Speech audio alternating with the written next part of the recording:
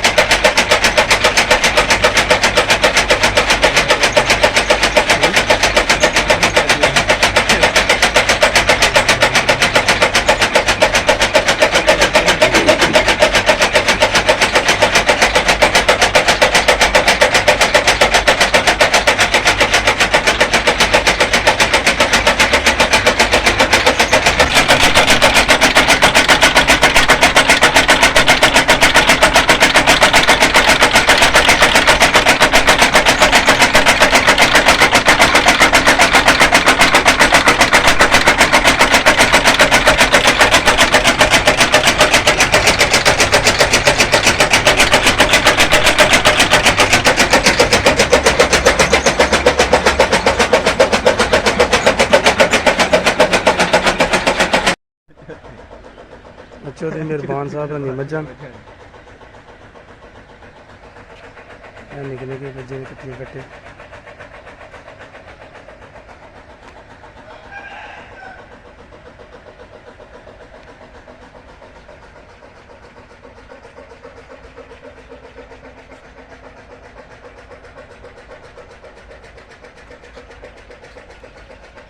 चौधरी की गां इस गां नूं भार की शिकायत है। जिन्होंने लोगों ने डंगर रखे ने उन्होंने पता उस भार की चीज़ होंगी है, इस वास्ते रस्सी बनी हुई भार जो छिक्का चाड़े ना ये जो भार होंगे ज़्यादातर जो खुश्क डंगर होंगे उन्होंने भार पैंदा।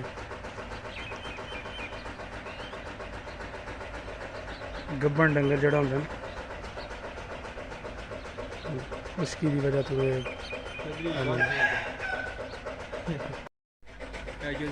दो पट्ठे ज़्यादा आने होंगे इस वजह तो एक होती है काम नहीं, दो होती है बदल से तो ना चौधरी ने डाला भी रखे है।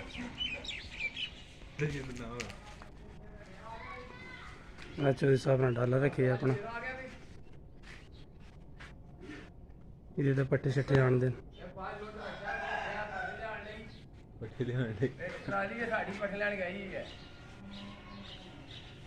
चौधरी साहब छिक्का क्यों चाड़े गान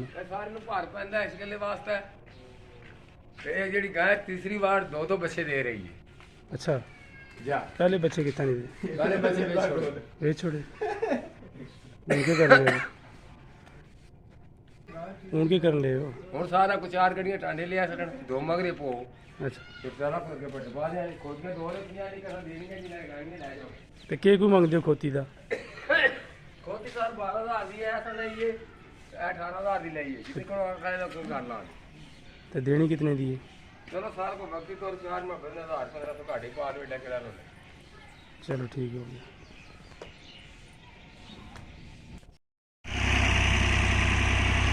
पीछे किसे खोले पीछे चीज़ों को ला के लै गया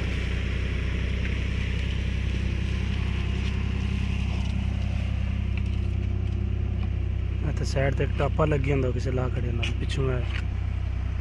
टस टापा को लैके ला के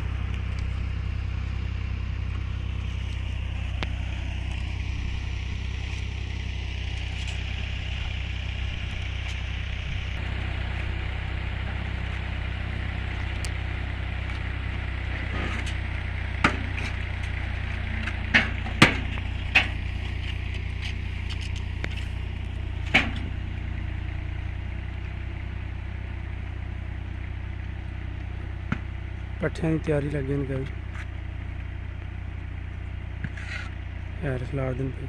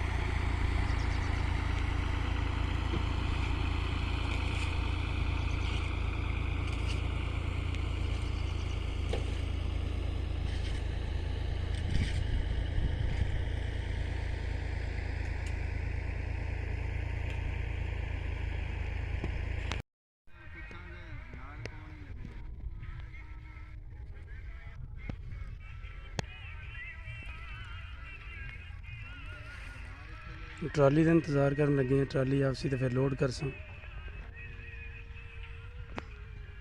मझा वास्ते पट्ठे कप्पे ट्राली साड़ी आ गई है तो हम असी पट्ठे लोड करके तो घर में जान दे